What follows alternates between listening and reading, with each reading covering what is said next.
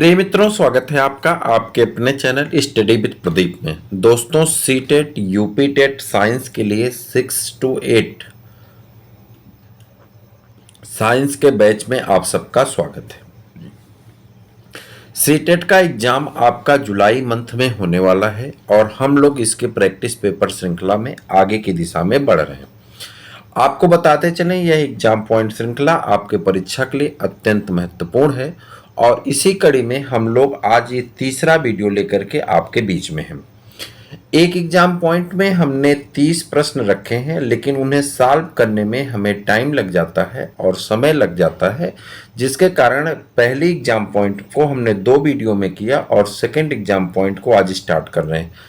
आज के exam point में सिर्फ और सिर्फ हमारे पास 10 प्रश्न हैं। छोटा वीडियो होगा, लेकिन इतना भी छोटा नहीं होगा। आपके 20 से 25 मिनट का समय लगेगा। आप धैर्यपूर्वक देखिए और इन 5 प्रश्नों से आप 25 प्रश्न तैयार करके जाइए। चलिए, सबसे पहले बात करते हैं। एक प्रश्न दिया गया है कि यहाँ पे एक सेकेंड, हाँ, यहाँ पे एक प्रश्न दिया गया है, x is a plant which is an autotroph. कह रहा है यक्स एक पौधा है जो कि ऑटोट्रॉपिक है, यानी स्वपोषी है, एज वेल एज हेट्रोट्रॉपिक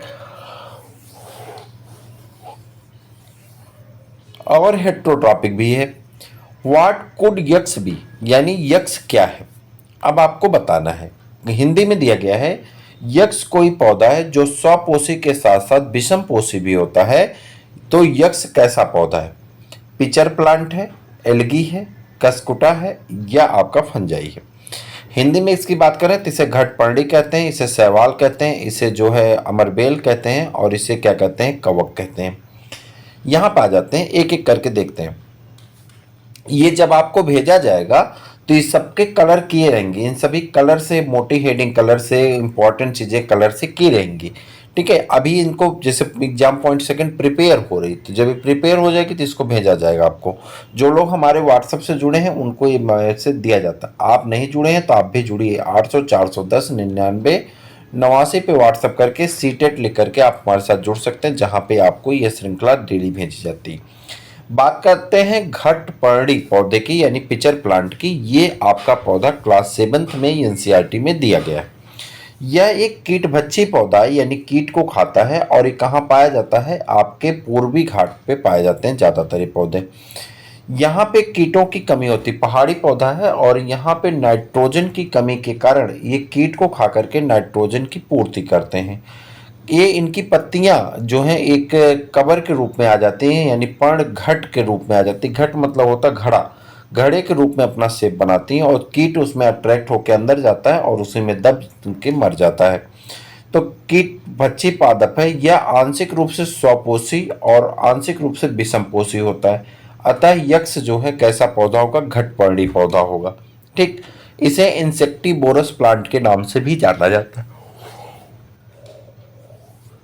ठीक है, शैवाल या एल्गी, इसे थैलोफाइटा कहते हैं। कहीं कहीं पे आपको मिलेगा थैलोफाइटा। थैलोफाइटा मतलब ऐसा पौधा जिसमें जड़, तना तथा पत्ती तीनों क्या हो? नहीं पाए जाते। ऐसे पौधे जिनमें जड़, तना तथा पत्ती तीनों अनुपस्थित होते हैं, ऐसे पौधे को हम लोग थैलोफाइटा कहते हैं। इसके उदाहरण में आपका शैवाल आ गया। शैवाल को इंग्लिश में एल्गी के नाम से जाना जाता है। यह पादप जगत का सबसे छोटा जलीय जीव है। शैवाल को उगने के लिए जल की आवश्यकता पड़ती है। शैवाल कायिक और अलैंगिक तथा लैंगिक जनन करते हैं।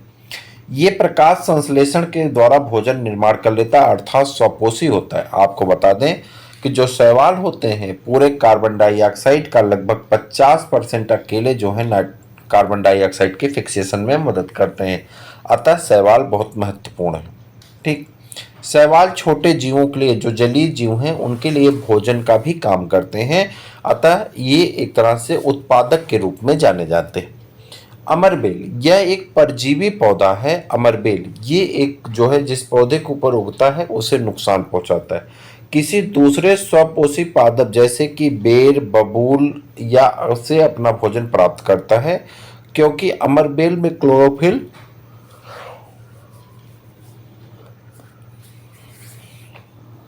नहीं होता और जब अमरबेल में क्लोरोफिल नहीं होता तो अपना भोजन नहीं बना पाता और एक परजीवी के रूप में अपना जीवन जीता रहता है। अगला पौधा है जिसका नाम कवक। कवक जो होता है ये मरे हुए और सड़े हुए जीवों से यानी मृत जीवों से अपने भोजन को पदार्थ को जैव पदार्थ को प्राप्त करता है, इसे मृतोपजीवी कहते हैं। कवक के ऊपर की जो झिल्ली होती है जिसे सलवाल जो कवक का होता है, कवक के सलवाल को क्या कहा जाता है तो आप बताएंगे। कवक के सलवाल किसके बने होते हैं तो काइटिन के बने होते हैं। बहुत इंपॉर्टेंट क्वेश्चन है, याद रखिएगा, काम देगा आपको। ठीक है, आगे बढ़ जाते हैं और यहाँ पे आपका प्रश्न आ जाता है, एक सेकेंड, आपका प्रश्न आ जाएगा, आगे बढ़ेंगे, क्वेश्चन नंबर सेकंड। ठीक, क्या पूछा जा रहा है ध्यान से देखिए। कह रहा है Z is a micro organism. Z जो है एक माइक्रो ऑर्गेनिज्म है, present in the alimentary canal, जो कि एलिमेंट्री कैनाल मतलब आहार नाल में पाए जाते हैं, किसके, ह्यूमन के, एंड अदर एनिमल और दूसरे जानवरों के, which aid to the digestion of food, जो कि डाइजेशन में मदद करते हैं भोजन के। What is the Z, Z क्या है। ठीक, अब आपको बताना है कि जेड एक सूक्ष्म जीव है जो मानवों तथा अन्य जंतुओं के आहार नाल में पाया जाता है, ये भोजन को पचाता है। जेड क्या है तो आप कहेंगे जेड एक प्रकार की बैक्टीरिया है जो भोजन के पचाने में मदद करती है। आपको बैक्टीरिया जब कभी आप पढ़ेंगे बैक्टीरिया पढ़ेंगे, बैक्टीरिया दो प्रकार के होते हैं, एक होती है यू बैक्टीरिया, एक होती है आर्की बैक्टीरिया। जो आर्की बैक्टीरिया होती है ये पशुओं के आहार नाल में पाई जाती हैं, और जब पशुओं के आहार नाल की बात होगी वहां पे मेथेनोजन बनाते हैं, इन्हें मेथेनोजन बैक्टीरिया भी कहते हैं। और ये मेथेनोजन बैक्टीरिया मेथेन गैस के उत्सर्जन में मदद करती हैं। जब मेथेन गैस के उत्सर्जन में मदद करती हैं तो यही मेथेनोजन बैक्टीरिया की वजह से काउडंग जो गोबर होता है उससे मेथेन गैस निकलती। ठीक, अब यहाँ देखिए जीवाणु ऐसे, और ये किस में होता है, रोमिनेंट में, ऐसे जानवर जो पहले भोजन को खा जाते हैं फिर उसके बाद जुआली करते हैं, ऐसे जानवरों को रोमिनेंट कहा जाता है और उसमें इस प्रकार की प्रक्रिया देखी जाती है। जीवाणु ऐसा सूक्ष्म जीव है जो मानवों तथा अन्य जंतुओं के आहार नाल में होता है और भोजन में पाया जाता है। अतः जेड जीवाणु है। जीवाणु की कोशिका कैसी होती है, प्रोकैरियोटिक होती है। जीवाणु कैसे होते हैं, प्रोकैरियोटिक होते हैं, यानी सूक्ष्म जीव हैं, और इनमें केंद्रक तथा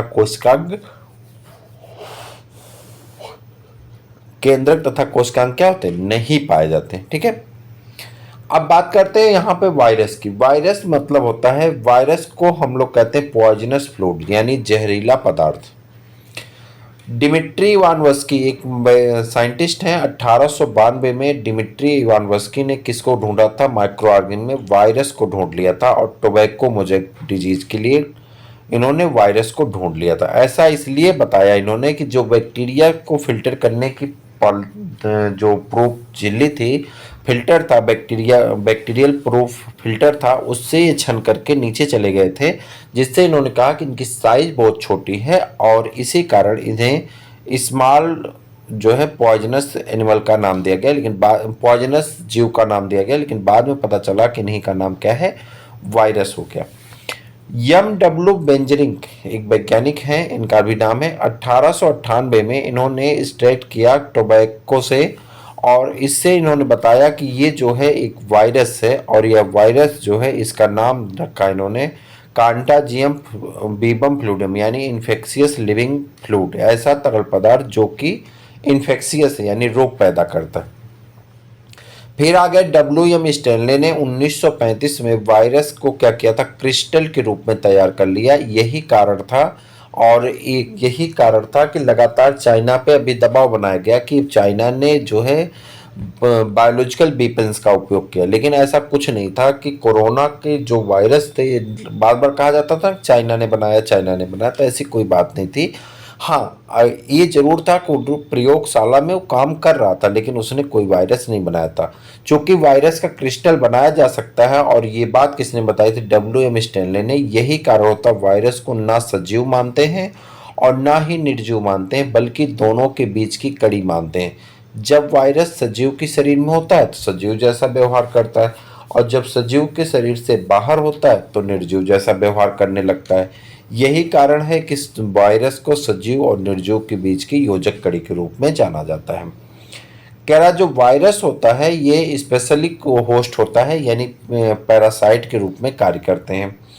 एक इम्पॉर्टेंट चीज यहाँ पे दी गई, देखिए, in addition of the protein virus contain genetic material. कह रहा है वायरस में प्रोटीन और जेनेटिक मटेरियल पाए जाते हैं। यह जेनेटिक मटेरियल या तो आरएनए हो सकता है या तो डीएनए हो सकता है। किसी भी वायरस में दोनों जेनेटिक मटेरियल नहीं पाए जाते, यानी no virus contain RNA and DNA. किसी वायरस में आरएनए और डीएनए दोनों पदार्थ नहीं पाए जाते। A virus is a nucleo protein and genetic material of the infection. A general virus that is the plant have the single standard RNA. कह रहा अगर प्लांट वायरस है, याद रखिएगा, अगर प्लांट वायरस है तो उसमें सिंगल स्टैंडर्ड आरएनए होगा। And virus that infect animal, जो एनिमल को इन्फेक्ट करते हैं वो सिंगल स्टैंडर्ड वायरस हो सकता है, डबल स्टैंडर्ड हो सकते हैं, आरएनए हो सकता है और या डबल डीएनए हो सकते हैं। अगर ये बैक्टीरिया को बीमार करने वाला, आपसे पूछा जाता है कि गंगा नदी का पानी बहुत दिनों तक रख दिया जाता है जिसकी वजह से गंगा नदी के पानी में बदबू नहीं आती है, ऐसा किस लिए होता है? तो उसमें कई कारण दिए जाते हैं। इस कारण में एक प्रश्न आप ढूंढिएगा कहीं पे, बैक्टीरियोफेज के बारे में लिखा रहेगा। बैक्टीरियोफेज एक वायरस है जो बैक्टीरिया को इन्फेक्ट करता है, यानी बीमार करता है, जिसकी वजह से वह पानी में बैक्टीरिया को खा जाता है और बैक्टीरिया पानी को गंदा नहीं कर पाता। ये किसके कारण होता है? बैक्टीरियोफेज के कारण होता है। और बैक्टीरियोफेज क्या है? एक प्रकार का वायरस है। वायरसेस का डिजीज, वायरस की वजह से कई डिजीज हो जाते हैं, जैसे कि मम्स मतलब गलसुआ रोग, चिकन पॉक्स, हर्पीज और इन्फ्लुएंजा। एड्स जो है ये ह्यूमन में होता है और ये वायरस से होता है, जिसके वायरस का नाम है HIV। 1 दिसंबर को एड्स निरोध दिवस मनाया जाता है। ठीक है। एड्स का फुल फॉर्म होता है एक्वायर्ड इम्यूनो डिफिशियंसी सिंड्रोम और HIV का फुल फॉर्म होता है ह्यूमन इम्यूनो डिफिशियंसी वायरस। चले आगे। उसके बाद आपका है इन प्लांट, अगर प्लांट की बात करते हैं, द सिम्टम्स, इनके जो लक्षण हैं, अगर प्लांट की बात करें तो इनके जो लक्षण हैं, can be mosaic formation, mosaic का फार्मेशन कर लेते हैं, लीफ रोलिंग हो जाती है, क्रॉलिंग ऑफ लीफ हो जाती है, येलोइंग एंड वेन क्लियरिंग हो जाता है, डॉर्फिनिज्म हो जाता है और स्टेंट ग्रोथ यानी पौधों की वृद्धि रुक जाती है। There are many step involves in the making wool from silk. कह रहा है कि बहुत से स्टेप जुड़े होते हैं उन भेड़ के बाल से ऊन बनाने में। Which of the following represent the correct sequence of the step. कह रहा है 4 ऑप्शन दिए गए हैं, उस ऑप्शन में से आपको बताना है कि कौन इसके व्यवस्थित क्रम को, सही क्रम को सही तरह से दर्शा पा रहा है। तो यहाँ पे आपका जो सही आंसर होता है, हमने प्रश्न में सिर्फ 2 ही लिखे हैं, सही आंसर आपका ऑप्शन नंबर ए है। ठीक है। पहले क्या होता है? शेयरिंग होती है, स्कोरिंग होती है, सॉर्टिंग होती है, ड्राइंग होती है, रोलिंग होती है, यार्न बनता है और बीबिंग होती है। ठीक है। अब इनके बारे में हम लोग कहाँ पे पढ़ेंगे? नीचे डिटेल में दिया गया है, एक एक चरण को पढ़ेंगे। सबसे पहला चरण, भेड़ से ऊन प्राप्त करने का क्रम निम्नलिखित है: ऊन कटाई, अभिमार्जन, छटाई, रंगाई, लपेटकर धागा बनाना और बुनाई। चरण फर्स्ट की बात करते हैं। भेड़ के बालों को मशीन द्वारा काटकर शरीर से उतार लिया जाता है। यह प्रक्रिया ऊन की कटाई या आपका शेयरिंग कहलाती है। दूसरे नंबर पे आ जाते हैं, एक सेकेंड हट जाओ भाई, कर जाओ। हाँ, दूसरे नंबर पे आते हैं। चरण नंबर दूसरे में शरीर से उतारे गए बालों को टंकियों में डालकर अच्छी तरह से धोया जाता है, जिससे उनकी चिकनाई, धूल और गर्द निकल जाते हैं।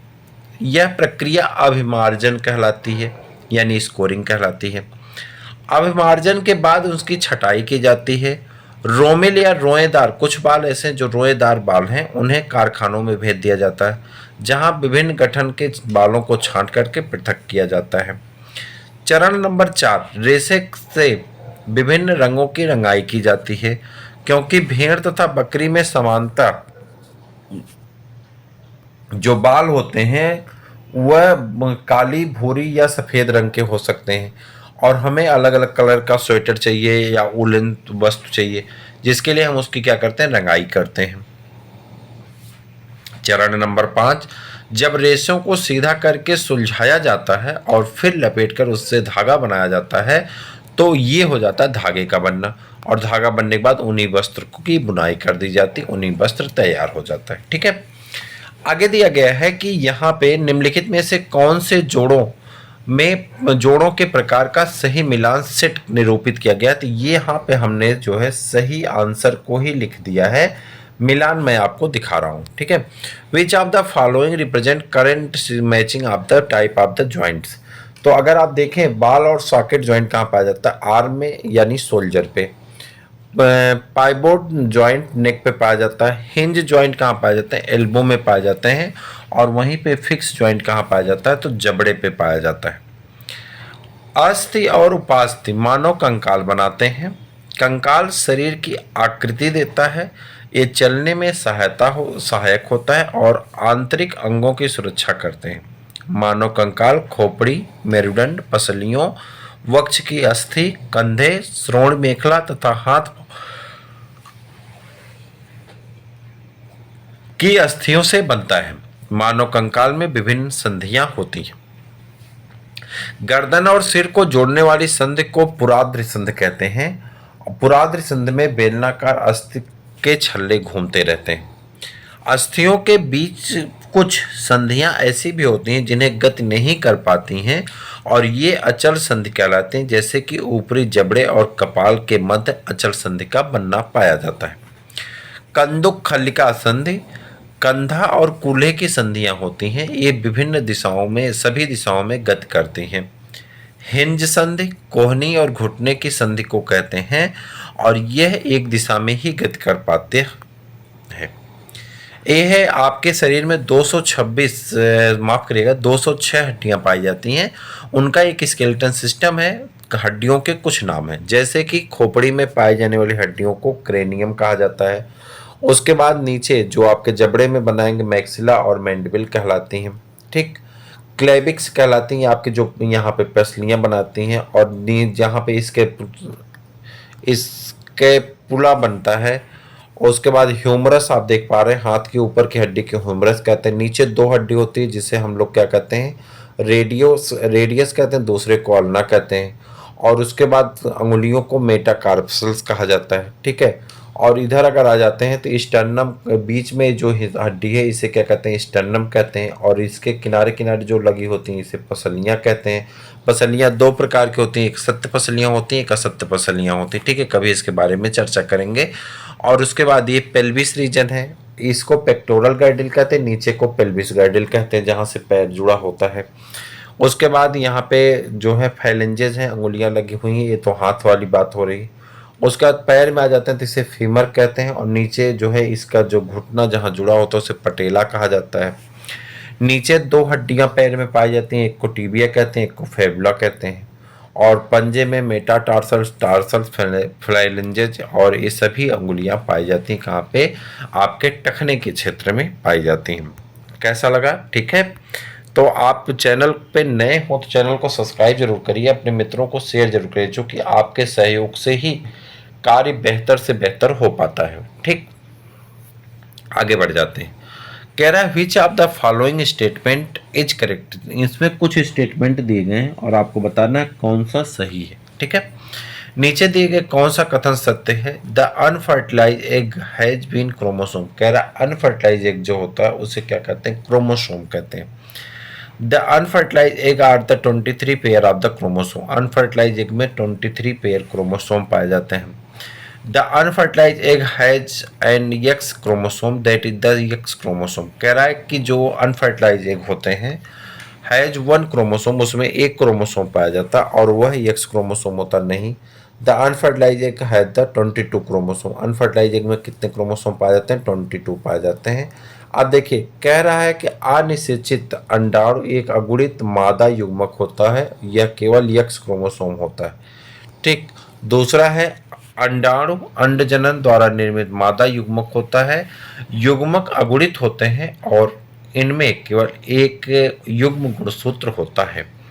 तो ये थी आपकी पूरी स्ट्रेटजी, पूरा वीडियो पार्ट था। थर्ड कैसा लगा आप कमेंट करके बताइएगा। सिर्फ 20 मिनट में आपने 10 से 12 प्रश्नों का रिवीजन किया। आपको देखने में तो 6 प्रश्न लग रहे हैं, लेकिन इन प्रश्नों के अंदर कई महत्वपूर्ण प्रश्न समाहित हैं। अगर आप इस श्रृंखला को ध्यान से पढ़ते रहते हैं तो मैं भरोसा दिलाता हूँ कि आप 30 में जो है 29 प्रश्न आप अपने साइंस के सही करके आएंगे। इस बात से आप भरोसा करें। अपने मित्रों को वीडियो को शेयर कर दीजिएगा। चैनल पे नए हैं तो चैनल को सब्सक्राइब जरूर करिएगा। फिर मिलते हैं किसी और वीडियो में, तब तक के लिए इजाजत दीजिए। जय हिंद।